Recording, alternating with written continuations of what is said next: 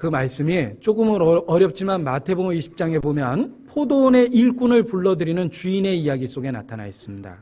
저녁 5시쯤에 일꾼을 불렀어요. 그거는 삭을 준 게 아니라 은혜를 준 겁니다. 저녁 5시에 와서 6시까지 일해봤자 1시간 했겠습니까? 그런데 일당은 하루치를 줬거든요. 그러니까 아침부터 일한 사람이 화났어요. 우리는 하루 종일 일했는데 저 사람한테는 왜 1시간밖에 일하지 않은 사람한테 하루 일당을 줍니까? 내 것을 갖고 내가 주는데 무슨 상관이냐라고 이야기합니다. 그거는 의무감으로 준 게 아니고 대가를 준 게 아니고 은혜를 준 거예요. 하나님이 우리를 구원하는 건 절대로 대가나 의무가 아닙니다. 그냥 우리를 불쌍히 여기셨고 우리를 사랑하신 겁니다. 그냥 우리를 구원해 주셨습니다. 이유나 조건이 없었습니다. 그가 먼저 우리를 사랑하셨습니다. 이 먼저라는 말이 아주 중요합니다. 요한일서 4장입니다. 4장 19절 같이 읽죠. 우리가 사랑함은 그가 먼저 우리를 사랑하셨습니다. 네. 이 먼저라는 말을 강조해 보겠습니다. 우리가 사랑함은 그가 먼저 우리를 사랑하셨습니다. 누가 주께 먼저 드리고 받겠느냐? 아무도 그럴 사람 없습니다. 하나님이 우리에게 주셔서 그래서 우리가 반응을 하는 겁니다. 우리가 하나님을 사랑한 것이 아니요 그랬죠. 하나님이 우리를 사랑하셨습니다. 그가 먼저 우리를 사랑하셨습니다. 성경은 그 순서를 우리에게 강조합니다. 하나님이 먼저 우리를 사랑하셨습니다. 율법은 우리에게 하나님을 사랑할 것을 요구했습니다. 그러나 우리에게 그럴 능력이 없었어요. 그런데 이제 율법이 아니고 하나님의 은혜와 복음이 하나님이 우리를 사랑한다고 이야기합니다. 율법과 은혜는 전혀 다르죠? 율법은 인간에게 하나님을 사랑할 걸 요구합니다. 그러나 은혜는 하나님이 먼저 우리를 사랑했다고 이야기합니다. 우리는 율법 아래 있지 않냐고 은혜 아래 있습니다. 먼저 그가 우리를 사랑하셨습니다. 그래서 자기를 보기 전에 먼저 하나님이 우리를 사랑한 그 놀라운 사랑을 바라봐야 됩니다. 초점이 먼저 하나님께 맞춰져 있어야 됩니다. 우리가 삶 속에서 신앙생활 가운데 자기를 보면 구원의 확신이 없어집니다. 내가 이 정도 믿으면 될까? 좀 더 열심히 믿어야 되지 않을까? 내가 지금 믿으려고 하는 걸까? 믿는 걸까? 내가 믿어진 걸까? 믿는 걸까? 뭐 이런 식으로 막 말 때문에 자기 스스로 혼란이 생깁니다.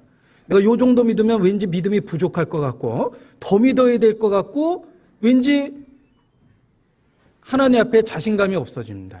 자기를 먼저 봐서 그래요. 중요한 게 먼저라고 그랬죠? 순서라고 그랬습니다. 자기의 부족함을 보기 전에 먼저 하나님이 우리를 사랑하신 그 사랑을 보십시오. 초점을 하나님에게 맞춰보십시오. 하나님이 세상을 이처럼 사랑하사 독생자를 주셨다는 것에 한번 초점을 맞춰보십시오.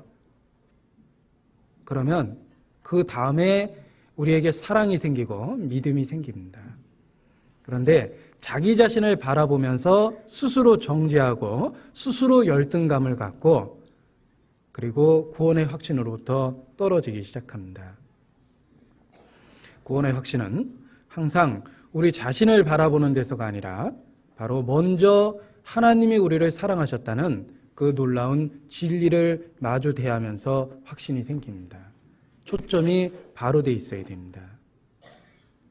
우리 자신을 생각하면 믿음이 부족합니다. 연약합니다. 병든 것 같습니다.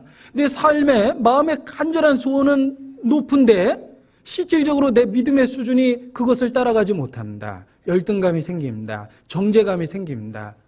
그리고 결국은 확신도 없어져요. 그러나 우리의 시선을, 우리의 관점을, 우리의 초점을 십자가에 맞춰 보십시오.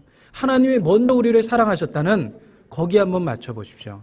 나는 부족하지만, 나는 연약하지만 내 모습 이대로 그분이 그대로 받아줄 거라는 확신이 생깁니다. 내가 부족하지만 부족한 걸 감싸줄 만한 놀라운 사랑이 그분에게 조건 없이 이유 없이 있다는 걸 알게 됩니다. 그분이 우리를 사랑하십니다. 어린아이가 있습니다.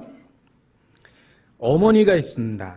그 갓난아이와 어머니의 관계를 비교해보죠. 사랑은 아이에게 있는 게 아니에요. 사랑은 어머니에게 있습니다. 아이가 병들고 고통받으면 어머니는 함께 그 고통을 느낍니다. 그 부모의 마음은 자식과 연결되어 있다라는 그런 성경의 표현이 있습니다. 자식이 고통하면 부모는 함께 그 고통을 느낍니다. 밤새도록 기침하는 자식을 바라보고 있으면 자식이 기침할 때마다 부모 마음이 같은 박자로 뜁니다. 어떤 사람이 자식이 화상 가운데 막 죽어가는 그 끔찍한 고통 속에서 막 부르짖습니다. 그 어린 자식을 바라보면서 어쩔 줄 몰라 합니다. 그 아이가 당하고 있는 고통을 10배나 더해서 자기에게 주어진다 해도 감사함으로 기꺼이 받아들이겠다는 마음까지 생깁니다. 그게 부모의 마음입니다. 사랑은 아이에게 있는 게 아니라 어머니에게 있습니다. 그런데 아이가 아플 때는 어머니가 그렇게 같은 고통을 느끼지만 반대로 생각해 보죠. 어머니가 고통 중에 죽어가고 있습니다. 앓고 있습니다. 그걸 바라보는 갓난아이는 어떻습니까? 오늘따라 왜 저렇게 누워만 있냐? 왜 젖도 안 주는 거야? 배고픈데 기저귀 왜 안 갈지? 계속 자기 입장에서만 틀림없이 생각합니다. 사랑은 아이에게 있는 게 아니라, 철없는 아이에게 있는 게 아니라 어머니에게 있는 겁니다. 똑같습니다. 사랑은 우리에게 있는 게 아니에요. 우리가 하나님을 사랑하는 것이 아니라고 그랬습니다. 사랑은 하나님께 있습니다. 그가 먼저 우리를 사랑하셨습니다. 그래서 사랑의 출처를 분명히 해야 되는데 하나님이 사랑이시고 사랑은 하나님께 먼저 있습니다. 그 순서를 분명히 하면 우리의 구원에 대한 큰 확신이 생깁니다. 왜? 내가 부족한 건 늘 깨닫고 내가 연약하다라는 것도 늘 공감하고 얼마나 표준으로부터 미다하는지 잘 알고 있지만 분명한 건 하나님의 사랑이 확실합니다. 그가 먼저 우리를 사랑하신 그 사랑이 확실하기 때문에 그 사랑을 근거로 해서 구원의 기쁨과 즐거움과 확신을 누릴 수 있게 되는 겁니다. 하나님의 사랑이 크고 놀라운 이유는 이와 같이 이유나 조건이 없으며 그분은 우리를 구원할 의무가 없었는데 무조건적으로 우리를 구원해 주셨습니다. 사랑은 그분께 먼저 있었습니다. 그래서 크고 놀라운 사랑이다. 그렇게 말씀드릴 수 있습니다. 또한 세 번째, 하나님의 사랑이 크고 놀랍다라고 이야기하는 이유는 우리가 전혀 받을 가치가 없는 연약하고 타락한 죄인인 상태에서 우리를 구원해 줬기 때문에 그랬습니다. 우리의 상태를 제대로 깨닫고 자기가 하나님 앞에 얼마나 낮고 천하며 자기 속에 있는 그 깊은 죄에 대한 깨달음을 갖는다면 하나님의 사랑이 상대적으로 얼마나 크고 놀라웠는지 저절로 발견하게 됩니다. 자기 위치를 찾아보십시오.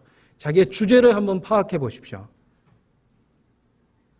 우리 속에 있는 죄의 실제가 하나님의 놀라운 사랑의 깊이를 설명해 줍니다. 죄가 있는 곳에 은혜가 있습니다. 우리의 타락한 위치를 발견할 때 하나님의 사랑이 얼마나 크고 놀라운지 우리는 공감할 수 있습니다.